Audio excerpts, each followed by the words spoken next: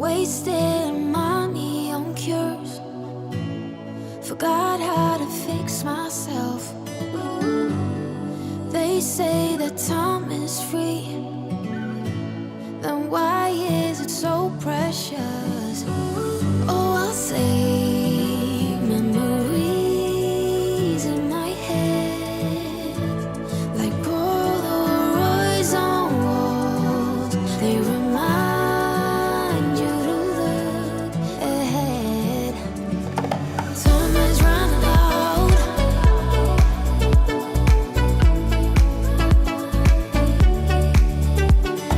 Time is running out.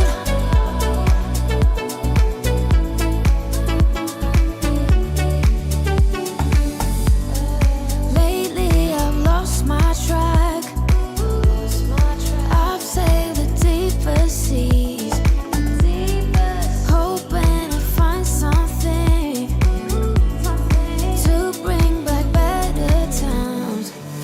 Oh, I'll say memories in my head, like Polaroids on walls. They remind you to look ahead. But time is running out. Time is running out. Time is running out. Time is running out. Time is running out. Time is running. Time is running out.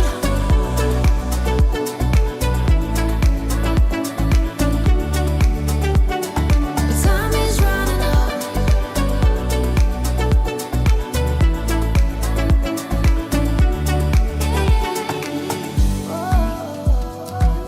What if my best days are over? They can't be over.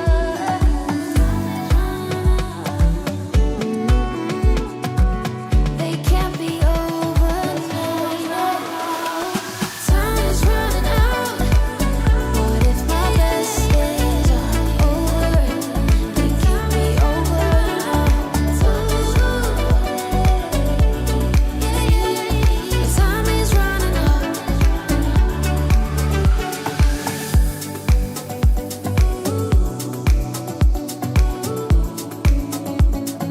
Time is running out.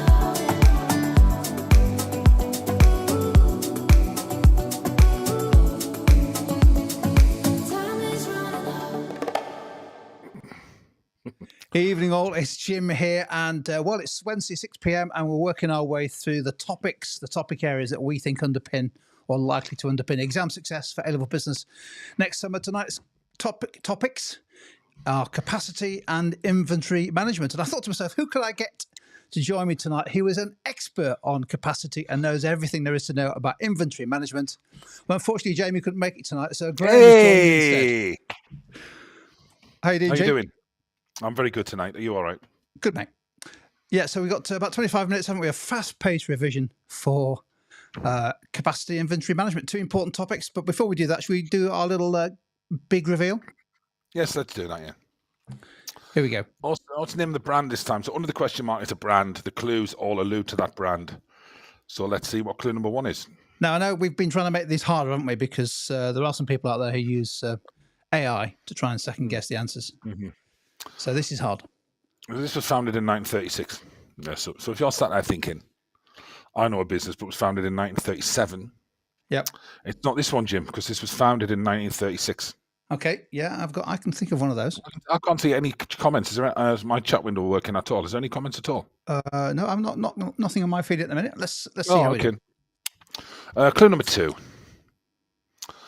Oh, its first products made near Los Angeles. Oh, wow.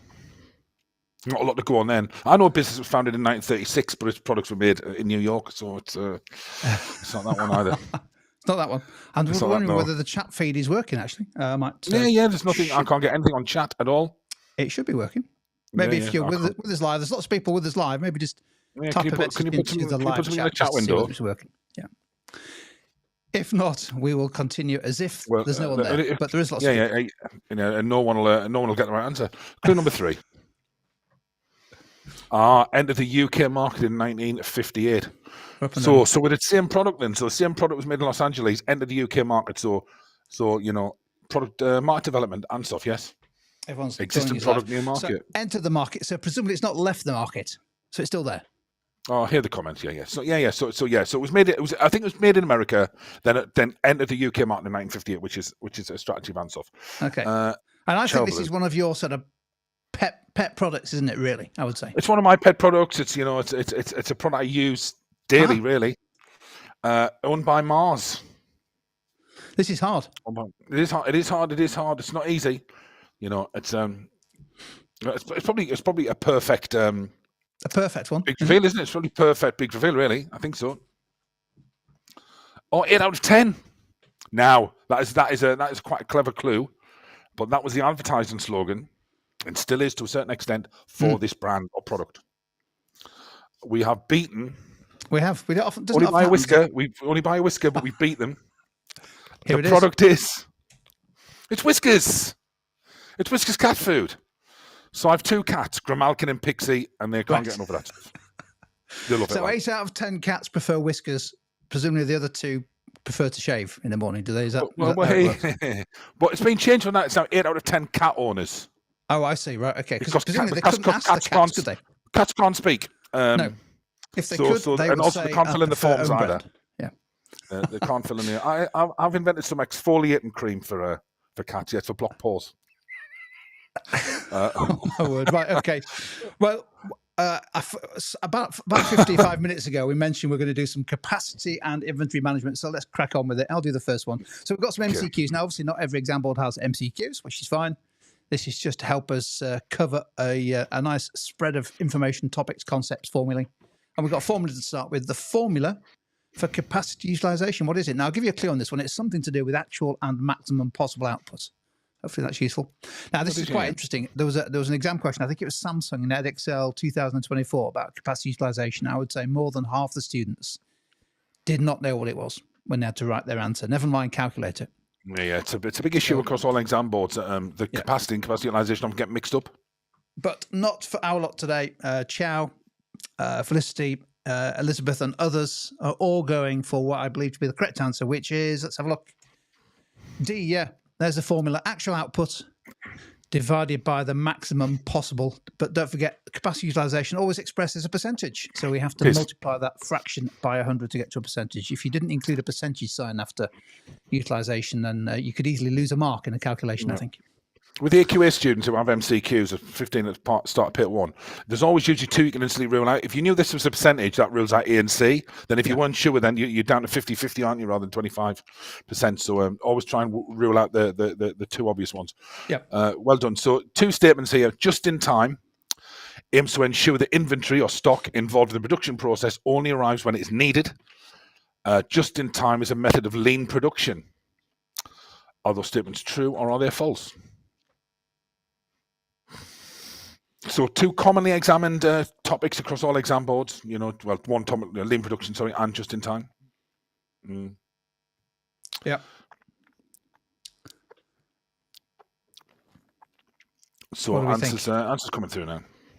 It's always worth taking your time on these, particularly AQA students who'll get 3 or 4 of these in their paper 1 MCQs. The statements are always written quite carefully. But once again, we've not beaten the audience, the live audience. If you're watching on catch-up, maybe you've had a chance to think about it as well. I'll go through. Here's the answer, G. It is. Yeah, it is. Yeah, so just in time. So inventory. The idea is you don't have any buffer stock, and it arrives just as it's needed.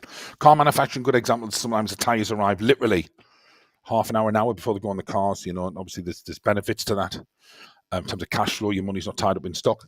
But you may not benefit from purchasing economies of scale. So statement 2, just in time is a method of lean production. It's a method trying to reduce waste within the business. Lean production was examined on EdXL a year or 2 back. And again, it was highlighted that a lot of students didn't know what lean production was. It's an overriding term. It's like an umbrella term, really, for lots of different strategies to reduce cutting out waste, operating efficiently, that kind of stuff. Yeah, great stuff. Question 3. Now, I'll go through this one. This is a hard one. Be careful. Last year, a business produced 300,000 units. The capacity of the business was 500,000 units. So what percentage spare capacity did the business have last year. And if you want to go for extra kudos, maybe even get your answer on the screen, show me the working for your answer. So last year, we produced 300,000 units. We could have made 500,000. So what percentage spare capacity did we have? It's a tricky question, this one. Yeah. And not surprisingly, most people are going for one of two options. Which is A or B. Most going for A and B, aren't they? Yep. Hey, Vincent. It's looking like a toss-up between A and B is the two favourite answers so far. A few more seconds and then we'll show you the answer. It's a really good question, this one. I hesitate to say that because I think you raised it, G, didn't you? I didn't. I think, yeah. I think I'm good. There we go. And I've just waited for a correct working. And it's Felicity making the point that the business therefore had 200,000 units of spare capacity. 200,000 divided by 500,000 is 40%. 40%. So the capacity utilization of the business was 60%. So spare capacity is one less the capacity utilization. Great I'm stuff. glad we did that one. Yeah. Hard Thank you question, for all those putting the calculations in, Chow and Elizabeth and others in the live chat. Thanks. We appreciate you doing that. Here's our next one. Okay, so statement one: the difference between the time it takes to place an order and to receive the stock is called the reorder quantity.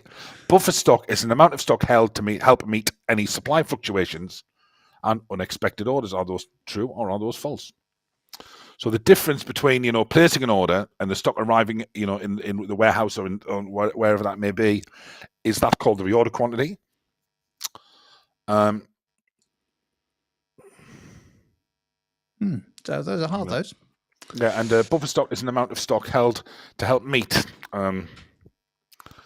supply fluctuations and unexpected orders. So the majority are going for C. So we believe that the difference is not called reorder quantity. So I wonder what it's called if that is false. And buffer stock is an amount of stock held to help meet supply fluctuations and unexpected orders. Everyone's gone for C, and I can certainly see the right answer. Let's have a look. Yeah, it is. Yeah, so statement one is lead time. The difference between placing an order and the stock being received. And yes, buffer stock is an amount of stock held to help meet any supply fluctuations and unexpected orders. Lead time. Well done, Mega Eggs. Lead time. Yep. One of the three things, basically three, sometimes four, you can be asked when you get an inventory control or stock bar chart graph. Okay, let's have a look at this one. Last year, a business had a capacity utilization of 75%. This year, it's going to increase its capacity by 20%. Now, if it produces the same number of units this year as last year, what will the new capacity utilization be? So a little bit of basic maths here. If you know the formula, I think that's a hard question. It is. I think the way to answer this is to do a little sort of mini working on that 75% and say, well, okay. Create your own scenario, yeah. Let's say we made 1,000 units last year, say. What does that mean in terms of what? How many units? So our capacity was 1,000 last year. How many units did we make last year? I think someone's struggling here. And rightly so, it's a difficult question. It is an actual exam MCQ, to be fair. It is. I've just changed the numbers around, so it was examined. So Megadex has gone for C. Mm-hmm. Could be, couldn't it? Could be. Could be one of the others. Okay, it's gone for C. Yep. Wow. I think this is hard. Anyone else? Anyone else think it's something different? I think the majority of either waiting for the answer or agree with Megadex and okay. And actually, I think that's right as well, because just doing the numbers in my head. It is right, yeah. It is right. Let's have a look. There it is. Do you want to take us through how you'd answer that, G? Yeah, so I created a context. So a capacity utilization of 75% basically means it's using 75% of its capacity. So we need to find out what the capacity was and increase that by 20%. So let's assume its capacity was 100 units. Let's assume it's producing 75 units, which is 75%. So its capacity, say, was 100, for example, and it's producing 75 units, but wants to increase the capacity by 20%. So that 100 now becomes 120. It's still producing 75 units, so 75 divided by 120 times 100 is 62.5%. So it's really that question, why it's so difficult for a lot of people is it illustrates the difference between capacity and capacity utilization. Often students just add the 20 to the 75. The two different concepts. They're completely different. So yes, so create your own context there. If that was if capacity was 1,000 units, it's producing 750. Yep. It's increased that by 200. So that's how you do it. So that's how I worked it out. It's a good way. That was a Create your own past context. AQA question as well. Okay, well, we've mentioned stock now. control charts. Shall we have a go at this one? Yeah. So stock control charts quite interesting. I don't remember them being examined for EdXL infantry stock control charts, infantry control charts. I can't remember seeing that but it has been examined by AQA. Those 3 questions 2023. actually. Yeah, 2 mark questions, and lost students left it blank. So just because it hasn't been examined by EdXL doesn't mean it will be examined, but it's it could be. So 3 questions there based on the chart on screen. Can you work out the lead time, the reorder quantity, and how much stock that business uses each week? Yep. Should we put the little timer clock on this one so people have a think? Yeah. So you mentioned before, lead time is the difference it takes between placing an order and receiving it. Yeah. So with that knowledge, you could use that from the chart there. Yeah. That would be A. Well, you know what, though? I mean, we've put, to be fair, yes, it's been made slightly easier, to be fair, by something on the chart, which wasn't now on the exam question. But it's easy to get it wrong if you don't know how to interpret these, because you're starting on week 0 with 800 units. The order, when does the order come in? It looks like possibly is that week. You can work out what week it is, and there's 2 different. There's a wrong answer that I think a lot of students may get, and I can see why they would make that wrong answer. Beth says it's a week. For A. Yeah, I agree with that. A. Okay. But I might be wrong. Often might be. Yeah, it's not, some students might say 4 weeks. 700 units, say 200 units. Now, Megadegs, I think, it's not, it's, so, let's go for 200 units for C. If you're using 700 units, though, over 4 weeks. Well, we'll go through each of these. We'll go through. Megadex is it's gone 1 week. Difficult, isn't it? It's a difficult question. It's a difficult question. Yeah. Yeah, I think Megadeg's done a decent job there, along with others. Should we have a look at the So let's do lead time. You have to, because on the next slide. So we can see here that it starts off with 800 units. When it gets down to 300, it places an order. Yeah. They're still using the stock, and it comes in week 4. So it's ordered at week 3, comes in at week 4, 1 week. So therefore, it is a lead time of 1 week, and that's the formula. The lead time, 4 minus 3 equals 1 week. Places at week 3, comes in week 4, 1 week. Yeah, that's good. I agree with that. 1 week. Yeah, it's a difference between when we place the order, that's the reorder level, and when do we get it? Oh, Megadex says she doesn't have a calculator. I thought somebody did that up. So, question B. So, 700 units. So, a lot of students went for 800, well, not necessarily here, but when we've done similar activities before, it's 700. So, you start off with 800 units, and they've got 100 units buffer stock. And you can see, so it never dips below that, so the order 700 units. So, the order 700 units in week 3, the 700 units arrive week 4. It can't order 800 because that would be 900 units. It can only hold 800. So therefore, it's 700 units. And we know. I always remember the reorder quantity is the length of the vertical line, isn't it? Yeah, it is. Yeah, that's exactly what it is. Question C. Well, it's 175 units because, as we can see, it uses 700 units over 4 weeks. 700 divided by 4 is 175 units per week. So it's using 175 units per week. And those, so what was interesting is, Jim, that in the exam question for AQA, all those questions were 2 marks each. Yeah. If students just wrote a definition of lead time, they were given a mark. They didn't even have to work anything out. And I think the learning from that is always write something down. For calc question. Yeah, that would be 3 marks, wouldn't it? Or definition. 3 marks without doing a calculation is could be a grade. Yeah, could be. Well done. So now now we've this got is a bit of a table here. This is a bit harder, so we'll just leave this on the screen. I know we've got some funky music to play, but do you want to take us through this one, Jake? Yeah, I have made a mistake on there. So it should say calculate the capacity utilization at 300. Oh, no, sorry, I haven't. Yeah, the 300 and 1200 Two units. different Yeah, levels, yeah. It is correct. So what we want to do is here, a lot of, we should know that a benefit of high capacity utilization is low unit costs, and a consequence of low capacity utilization is high unit costs. What I tend to find is when looking at students like homework and things, they can't explain how or why. So they just say high capacity utilization leads to low unit costs because that's maybe what they're being told. But that's not analysis, Jim, is it? You need to say, explain somewhere. Well, how does high capacity utilization lead to low unit costs? So if you look at the middle line there, the capacity of the business is 1,500 units. Can't produce anymore. 750 units is produced at that point, which is a 50% capacity utilization. 750 divided by 1,500 times 100. The fixed costs never change in relation to output. So it doesn't matter how many units this business produces, it's still got to pay out £21,000. So the fixed cost at 750 units is 21,000. Yep. The variable cost per unit is £50 a unit. So for every unit it produces, Jim, it's going to cost it £50. So the total variable cost of producing 750 units must be 750 times 50, which is £37,500. Yep. Then we add on the fixed costs to get total costs of 58,500.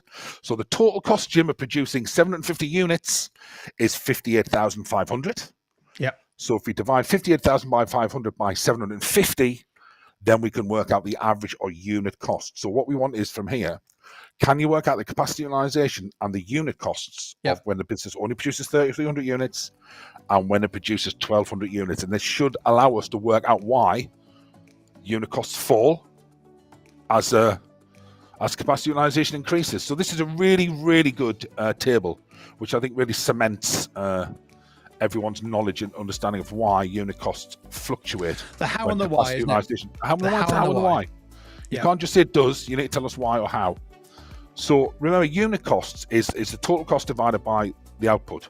How much it costs to make one unit. So Elizabeth, I think we might have to call 999. Elizabeth's on fire. Wow. It's very, very quick. So what you're saying there is, Elizabeth, that if at 300 units, the unit costs £120, and at 1,200 units, it's fallen to £67.50. That's a huge difference. That's a huge difference.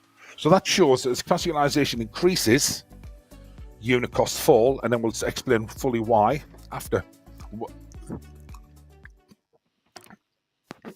People furiously calculating numbers. A few appearing in the live stream.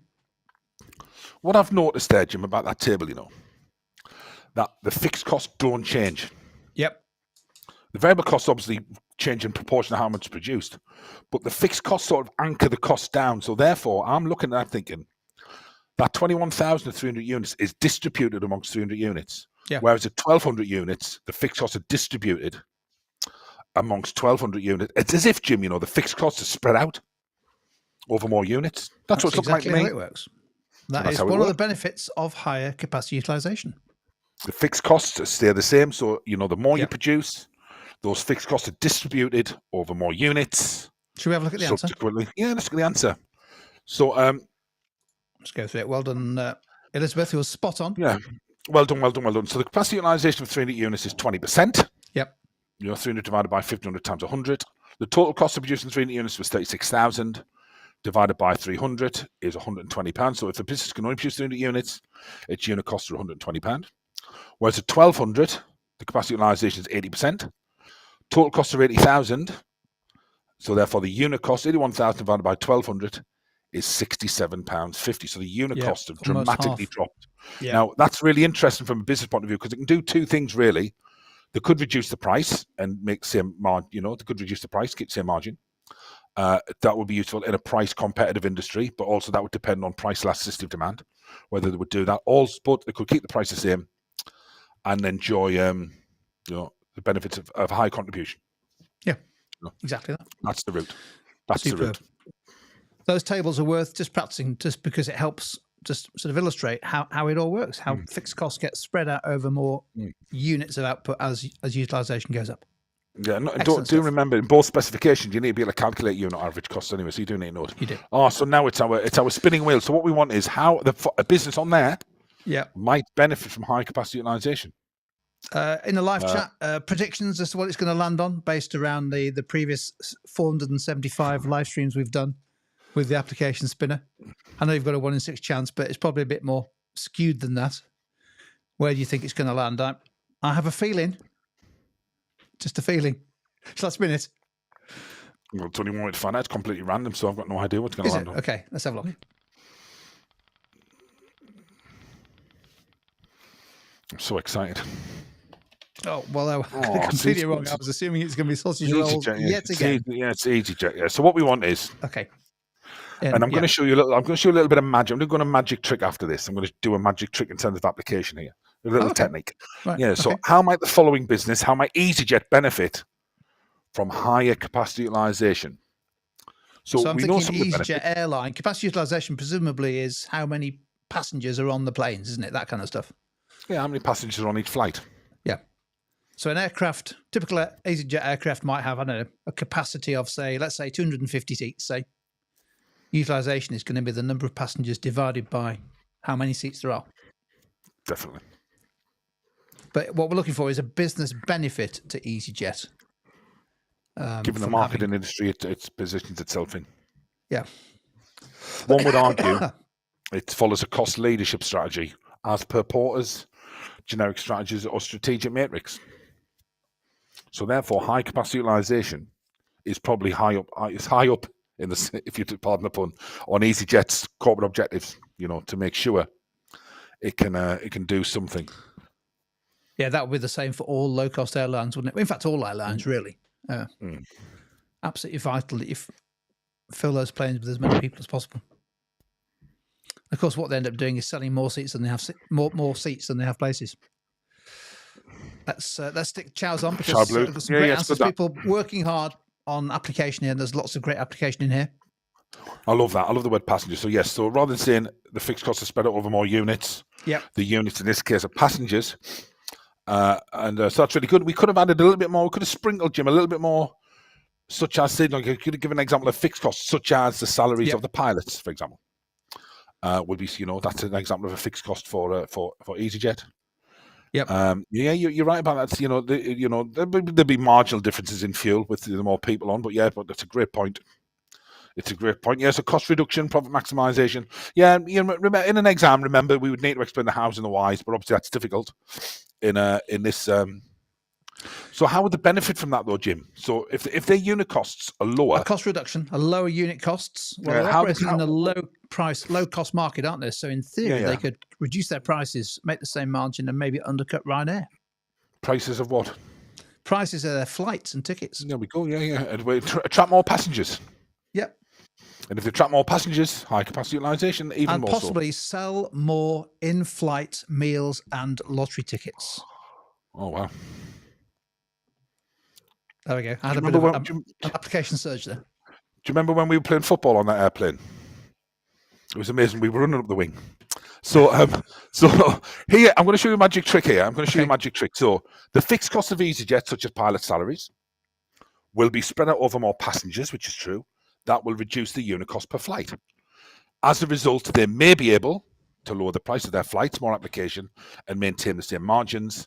This may lead to, look at the hedging words here, this may lead to more passengers, especially if their flights are cheaper than rivals, such as Ryanair. So we've used two techniques there, Jim, which we call such as seasoning, such as Ryanair, such as pilot salaries. And we've also used industry-specific language, passengers, flights. Now, and actually, I forgot there's another passengers that should have been highlighted red there. If this was Premier Inn, let's just replace the words in red with words that relate to Premier Inn. So the fixed cost of Premier Inn, such as the receptionist salaries, will be spread out over more guests. Reducing the unit cost per room. So they may lower the price of their rooms. This may attract more guests, especially if their rooms are cheaper than rivals, such as Holiday Inn. So really, basically, this is what we call contextualized analysis. The analysis is built into the application. Subsequently, you can substitute some of those words and make that apply to any business on there. That's what we're after. That's a little magic trick there. Yeah, the analysis is solid. It's generic, and then you sprinkle it with a bit of application to make it relevant to the context. Contextualized analysis, Jim, is what it's all about. So if I was doing Greg's, the fixed costs of Greg's, such as the renting of the ovens, will be spread out over more customers, reducing the unit cost per sausage roll or steak bake. As a result, they may be able to lower the price of their meals or their meal deals and maintain the same margins. This may lead to more customers, especially if their steak bakes, sausage rolls, and sandwiches are cheaper than rivals such as Press. Yeah, it's great. And in the opposite situation, if it was low capacity utilisation, Yeah. their fixed costs will be, spread out over fewer customers. Get it? So the unit Okay. cost will be higher. The reverse is true. Good stuff. That's application. Awesome stuff. Before Okay, we now- finish off with our little maths mini case study, let's just do a quick activity for 30 seconds in the live chat, please. 3 ways that a business could increase capacity utilization. We've worked out that that's often a good thing. Not always, but by and large in business, it's good. 3 ways you can do it. What do you think? Yeah. Now, obviously, there are some downsides to operating at high capacity utilization, particularly if it's very high percentage. But in general, businesses are often looking for ways to increase utilization to lower their unit costs. Also, How can they remember do the formula. Remember the formula. That is the key to success, because there's 2 parts of the formula, and both parts can, affect capacity utilization. So, especially the bottom part of the formula, which is often overlooked by students as methods of increasing capacity utilization. The bottom part of the formula. Improve employee motivation would have to you have to explain how and why, and if they that can would link to that. productivity, wouldn't it? I suppose. Yeah, productivity. Improve. Yeah, if we're able to produce more output.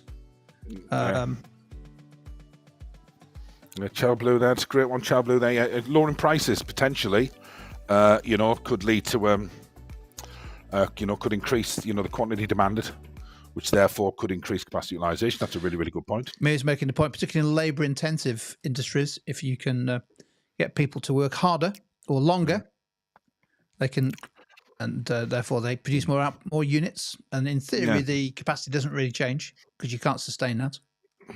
Yeah, I think Gabriella, I think I might be reading the word wrong, but I think you're on the right lines there. I think you could basically reduce capacity, which is often overlooked. So really outsource work. Well, that could increase capacity, couldn't it? Not necessarily utilization. So this is where we need to be if you careful. outsourced it and cut your capacity, in other words, get other people to do the work for you. Yeah. Let's have a look. Yeah, so reducing capacity. So if a business has spare capacity, reducing it will lead to improved capacity utilization. So if a cafe is always 50% full, close half of it off, then you're 100% full. That reduces capacity. You remember when football grounds went through a period where some teams, like in like the National League, which I can't see that far down really, so I wouldn't know what teams are there, maybe shut stands in order to improve capacity utilization. Coventry did it, didn't they? They shut a stand. Yeah, it means you don't need so many people to steward them and police them and look after them. So you cut your costs. Marketing, better marketing. Yeah, Chow made that point in the live chat. Yeah, marketing or subcontracting. Yeah, increasing output from existing capacity. So so 3 methods there. I think that reducing spare capacity is really important. Actually, capacity has a cost. It's often a fixed cost. Therefore, get rid of it. Sell a factory that's not being used. Sell a production line. Sell some equipment that's not being used. Great point. Get rid of the cost.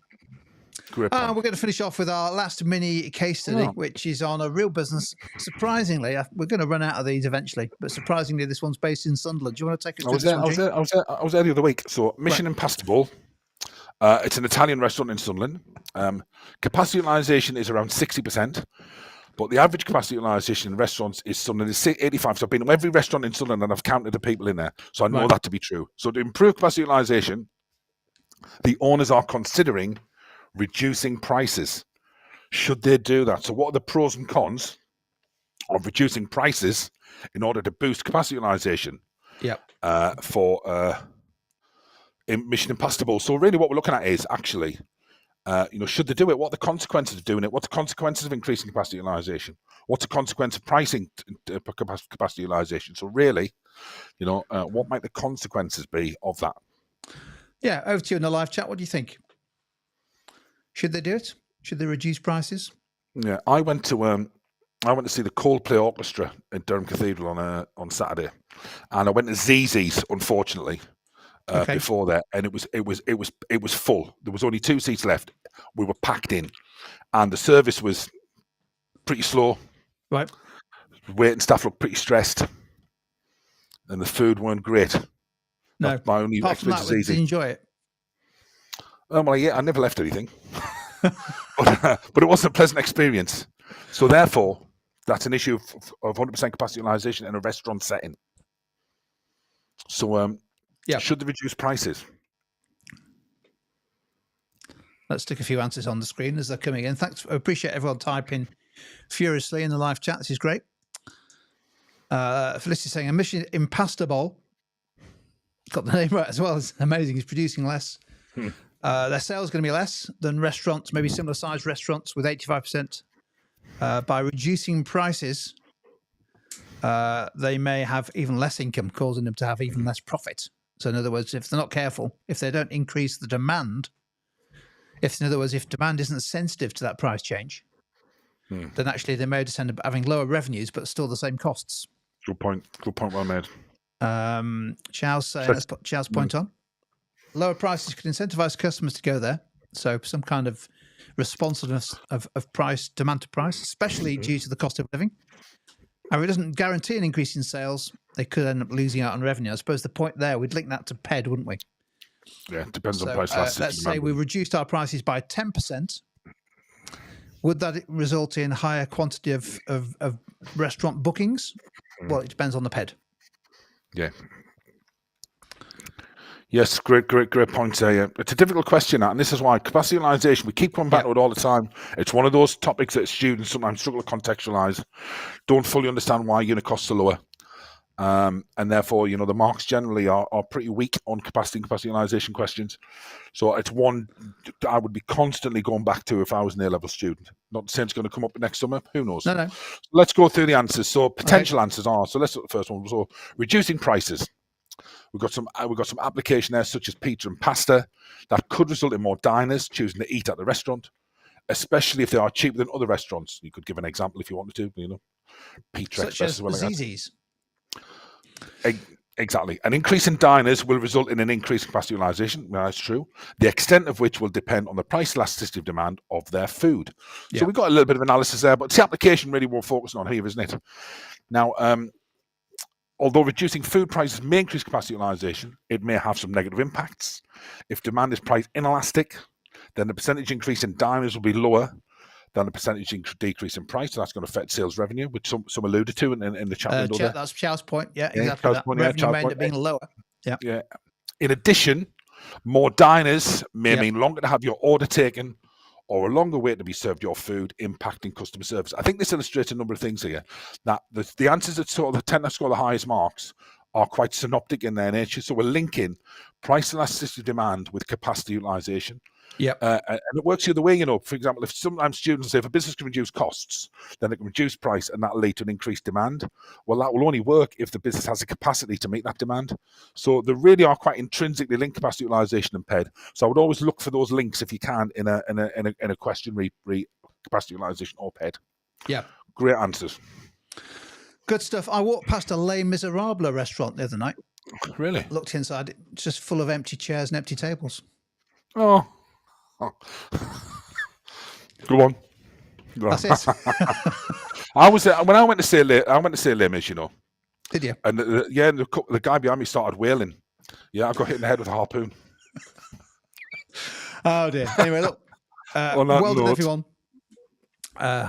Thank you for joining us live. Someone's questioning what grade you got in A-level business, Graham. Don't tell them. Well done. I think it's been really tough tonight. We've put those calculations in those MCQs, and we've covered, in particular, I think the whole capacity utilization topic is one that by the time you get to the exam, most students really still don't understand it. So if you can keep coming back to this topic and recapping and going through the basic concepts, that will stand you in great stead if it comes up in the summer. But as you mentioned, G, it's very closely linked with concepts such as PED, price elasticity, which we covered last week, and cost and margins. So it's a concept that you can often bring into your answer, even if it's not explicitly examined. So well worth taking the time to become an expert in capacity and capacity utilization, and of course inventory management as well. Any final words, G, before we say adieu to the team? Yeah, I would bookmark. Maybe save this, or keep going back to our live streams, on the key topics, because synoptic answers linking different topics together is one way to higher marks and exam success, really. So make sure you need to know everything, really. And Jim Riley, my goat. Oh, Mohammed has just got the award for student of the session as well. So I was just about to announce that, but yeah, I got called a goat once, but I don't think it meant what the acronym's for. Anyway, we appreciate everyone joining us live tonight. Really do. And because now you're studying hard. So almost half term, isn't it? Almost. But we're back next week, Wednesday, 6 p.m. We do know what it is. I just can't remember what it is. But it'll be something exciting and something useful, hopefully, for next summer's exams. So, G, cheers, mate. Thank you, Jim. Maybe you next week. Maybe Jamie. We don't know yet, do we? So we'll wait to see. Oh, yeah. Or do we know? I think it'll be me. Okay. Even better. Good. So yeah, I dream a dream, and yeah, so I think it'll be me. Good stuff, mate. Thanks, everyone. We'll see you next time. Cheers.